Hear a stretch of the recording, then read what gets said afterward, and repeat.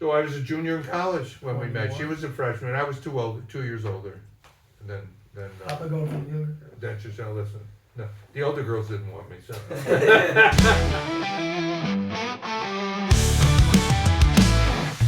Podcast vibes with Papa Barry. Stories wild and sometimes scary. Grandkids laugh and asking why. How'd you go from rabbi to spy? 3, 2, 1. Welcome everyone to the podcast. Yeah! Oh yeah! The podcast where we talk to our Papa and your Barry Axler. Yeah. Whoa. Whoa. Wow. Let's We get know ready it, for Papa. Or the Daily Wisdoms. The Daily Whoa, Wisdom. yeah, Papa, yeah, founder yeah. and CEO of the Daily Wisdom. Papa, do you want to give us a little wisdom to start us off? That's only right. It's only right. It's only right. Happy to be here. Happy to be doing Yeah. it. Thank you so much. Yeah. Thank you. Waited a long time for this. Yeah. Wow. Papa flew in for this. Yeah. So, Papa, how was your trip then? Oh, really wonderful. Good. Well, that's because I'm here and Stubby's back there. It's been really great. There's been nobody to yell at me, and so it's Hey. nice. Having your favorite grandchildren over for Shabbos. Oh, a treat. A real treat. Treat for us. This seems Treat for us. legendary. We had a great Shabbos here at the Yeah, Leonardo Plaza. yeah. Wow. Anyway, I may have to sell some of your Disney stock to pay for it, but other than that, that stock has not been doing too well, has it been? yeah. Anyway, Yeah. It's all right, Nick. Get it out.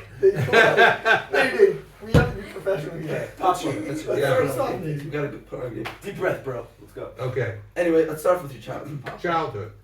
I was Childhood. born November 24th, 1946 in Woo. Springfield, Massachusetts. What a day. What a day. What a day. What a day. Now, The same. as you know, what happens is normally when a new baby is born, the doctors. You didn't even let me get it out. The doctor slaps the baby in order to start it breathing. I was so ugly, the doctor slapped my mother. Anyway. I don't know. Didn't make sense. But, so I had a great childhood in Springfield, Massachusetts. Older of 5 Good kids, boy. siblings. Yep. And, Go through your siblings real quick. there's next brother Phil, who lives in Manchester, Connecticut. Then next sister Toby, who lives in New York City. Then next sister Gail, who lives in upstate New York, Kinderhook. And then finally brother Joel, who lives Atlanta, Boston, I don't know where else. Wait, who's the rich one? Who's the rich one? They're all doing pretty well. But Joel's doing well. How many of them have a wisdom, though? None of them have a wisdom. How many of them could say that they raised the amount of money for Israel as you did? I have raised well over $100 million. Wow. We'll get to that. Wow. We'll get to that. We'll later. get to that. But Yeah, just- but tell us- anyways, it's crazy. anyway, Tell us a bit about none of them. your upbringing, what it was like in the house, your education. Nice, very nice. Your parents a bit. Parents were, father worked hard. Father was in the meat. The family was in the meat business. So my uncle owned a meat company where, back in those days, he actually slaughtered the cows and Fascinating. and then he sold the meat to other people. But so my dad worked there. He worked in some supermarkets as the head of the meat division, and so that was incredible. very nice. I remember, but every Saturday morning we used to walk to a shul together, and my dad wasn't that religious. He was into it, but so I once asked him why he walked to why he went to shul every Shabbat morning, and he said to me, son, he said, people go to shul for different reasons. He said, take my friend Goldstein. Goldstein goes to shul to talk to God, and I go to shul to talk to Goldstein. Goldstein probably hated you. Yeah. Anyway, no. So it was a nice traditional home. Holidays were observed. I was encouraged and became very active in the synagogue. I became president of my NCSY. Grew up. Wow. Springfield, Massachusetts is very unusual. Rather than each synagogue have its own Hebrew school and stuff, there was one united. We were, I think, one of the few, if not the only, city in the country that had a united Hebrew school. So it was good that I got to meet kids from the other synagogues, Great. and we held events together, It was a very good upbringing. Truly legendary. Yeah, truly legendary. Well, what can you add about your high school experience? Girlfriends? Come on, spill the beans. Well, That's why we're here. Yeah, well, what's The your podcast. podcast? I went to classical high school and I did very well in the top tier of my high As school. one would think. As one would think. Wow. Yeah, really, Sexy. truly. And my girlfriend back in high school was Sandy Thal, who was wonderful. It was Fine. a terrific lady, young lady. And we had a good Oh, time. yeah, You such know, a we had, player. yeah. Tell us So a bit about her. uh, What do you like about her? just her personality. She was very nice. She was a year That's it? younger than I was, and I met her again through a dance that one of the synagogue youth groups had. And anyway, Wow. yeah, Romantic. Wow. it was.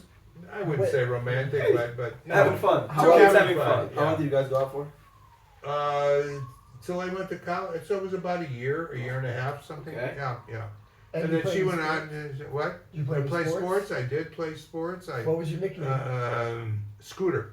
Scooter. Scooter. Whoa. I used to Yeah. Scooter Axel. scoot through the line. Yeah. So anyway, yeah. No, I played not. I didn't go out for the team, but I played intramural basketball Oh. at the JCC. Take Oh off. yeah, you did. Yeah. Tennis. I was a pretty good tennis player. Wow. I gave up tennis because I don't believe in a sport now where when you get love you don't score. Wait, what about the Eye of the Storm? The Eye of the Storm also was a pretty good Yeah. basketball. Yeah, played as I said. I played on the JCC basketball team. So yeah, it was good. Good childhood. And then since I was active with NCSY, I went to an NCSY camp and whatever, and I got to meet Rabbi Riskin. Wow. Shlomo Yeah. Riskin, and he took me under his wing. He took a liking to me, and he told Sam and B. Axler that there's only one place that I'm going to college, and that was Yeshiva University. Mm. So that's how I wound up at Yeshiva University. I did get into UMass, which was the only other school that I applied to, but Stay because of close to home? Riskin's earning, no, YU was in New York, so it was a couple UMass. hours away. UMass was closer. UMass was an hour away, but it was a big school, football teams and all. But anyway, I chose Yeshiva University. So, what was your favorite part about growing up in Springfield? Everything, just the atmosphere of the city. It was actually a pretty good Jewish city. It was a city of about 250,000 people, and about 15,000, so almost 10% Wow. were Jewish. Pops like Brooklyn. We had a Jewish mayor, actually, and so, yeah, Springfield was a great place to grow up in. It's a wonderful community. And one of the highlights I remember was going with Sandy Thal to a Peter, Paul, and Mary concert. So that was nice. That's pretty cute. They were big in my day.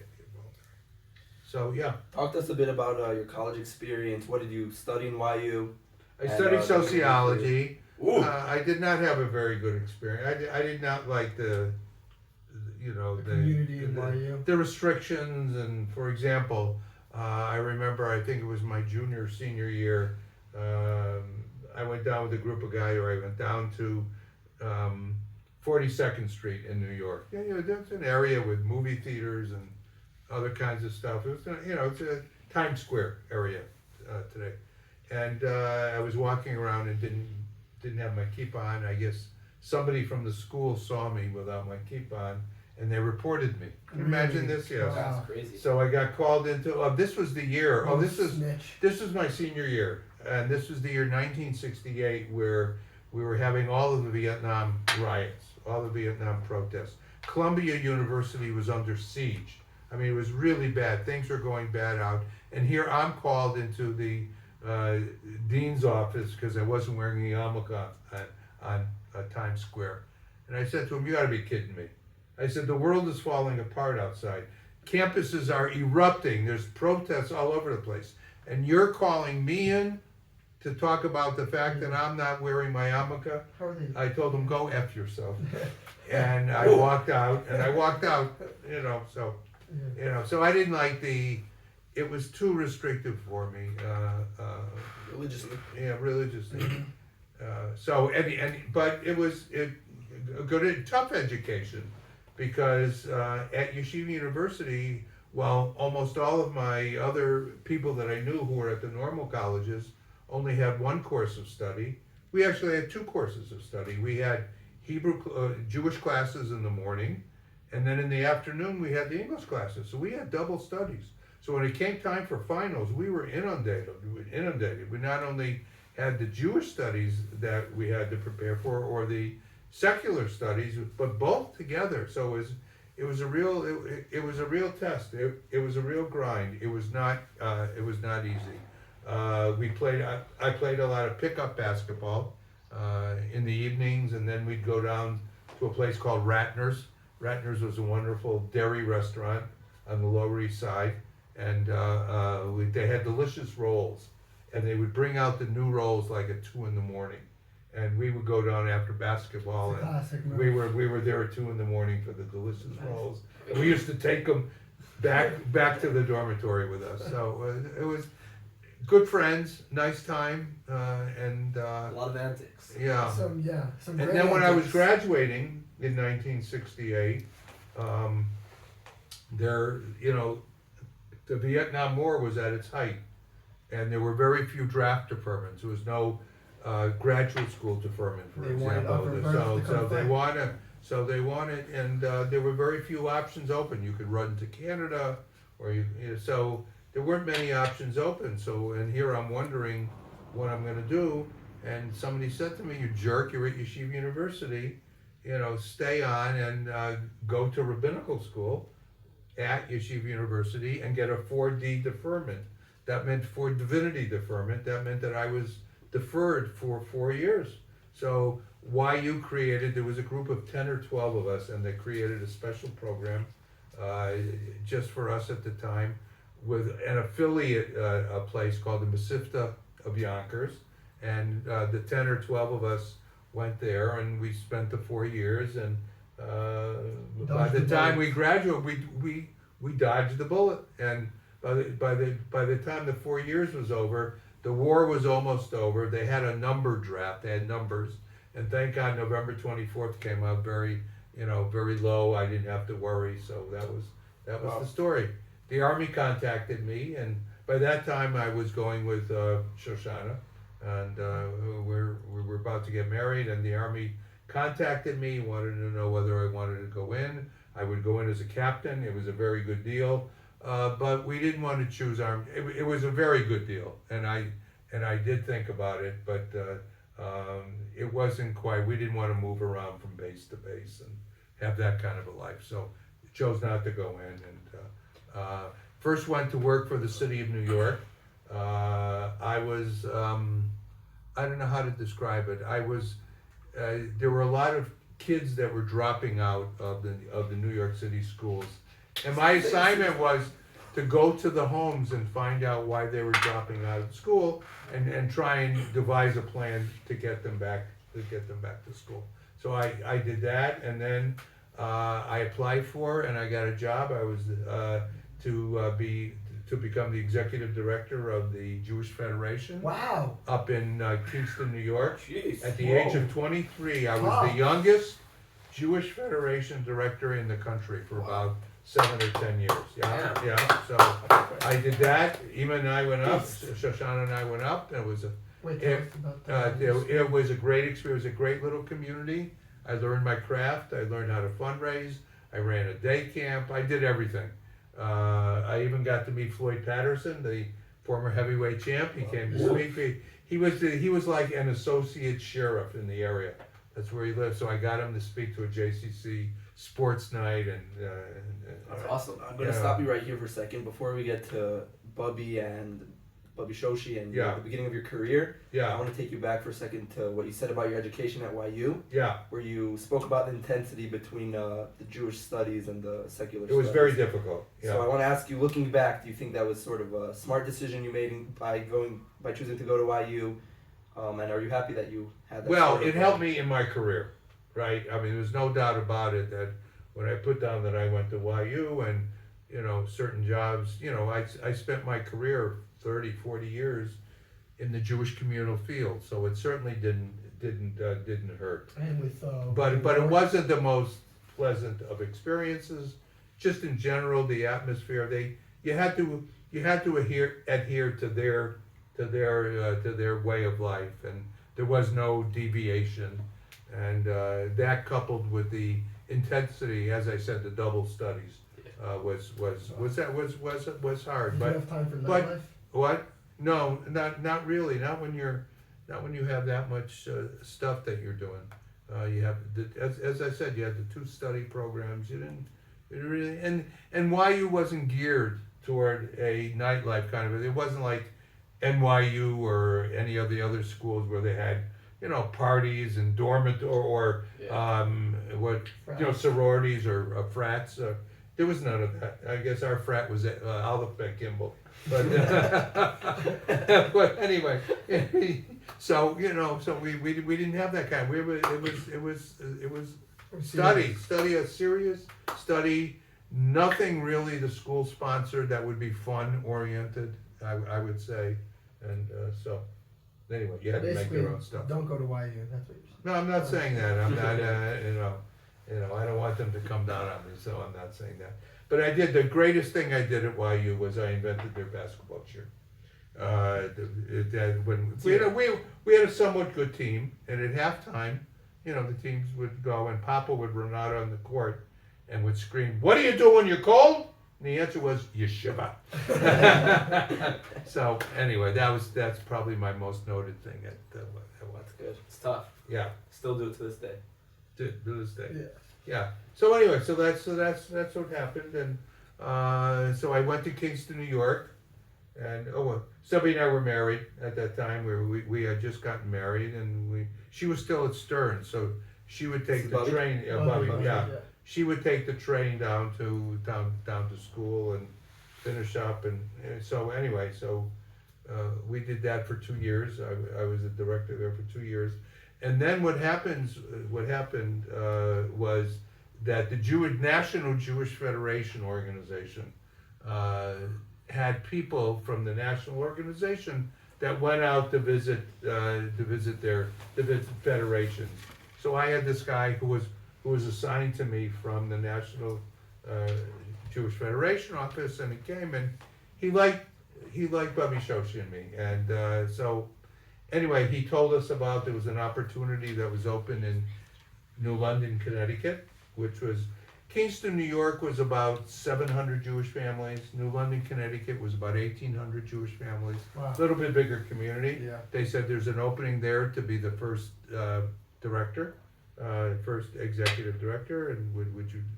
So we decided, yeah, we'll do it, and we moved to New London, Connecticut, and we had a great 4 years there. It was wonderful. We loved the community. It was right. New London, Connecticut is right on Long Island Sound. So people encouraged us. There was a private beach that they wanted us to join. We joined the private beach. We had a beautiful rental. It was almost like a townhouse. It was really like the nice. dream. We made Living some the good dream. friends, and we were living the dream. It was Epic. real epic. It was just the two of us. You guys were still So we would, we'd go to New York sometimes. It was only 2 hours away or whatever. I mean, it was good. And then if the reason why we left, I mean, if you want to get into the whole spy thing with the Mossad, Yeah. I don't know whether this is now, but going back, Yeah. just going back. So my next door neighbor in the dormitory was a year younger than me, and he was from Chicago. He was a fellow by the name of Jay Lukowitz, and he and I became friendly, and he and Shoshana were very good friends, close high school friends. They went to high school together, and he was supposed to have dinner with her, and he was a fanatic for the Wizard of Oz. This great story. So the Wizard of Oz was coming on the night that he had, just not a date, but a get together with Bubby Shoshi. So he comes into my room and he says, "I need you to do me a favor." I said, "What's that?" He said, "I need you to take this lady out." I said, "I was going to take her out. She's a high school friend of mine, but the Wizard of Oz is on." I said, "Wait a second. Let me get this straight. you don't want to go out with her because you're watching The Wizard of Oz, and I have to go out with her? I know, what kind of a woman is she that you're choosing The Wizard of Oz over, please take her out. So I took her out, and The rest is history. the rest Rest is is history. history. We had a nice time, and the rest is history, yeah. How old were you when this story happened? So I was a junior in college when we met. 21. She was a freshman. I was 2 years older. And then Papa going from the other. then she said, listen, no, the older girls didn't want me, so. You get what you get. That's right. I could gather what I Papa, could gather. If you So- could get 100 mil for Israel, you could get an older girl. Right, I guess. You know what I mean? Nothing stopping Yeah. Papa. No. With So, that hair. so anyway, yeah. Alright. Well, after the break, we're gonna talk a bit about Papa's first marriage with Bubby Shoshi. Yeah. Stay tuned. Podcast vibes with Papa Barry. Stories wild and sometimes scary. Grandkids laugh and asking why. How'd you go from rabbi to spy?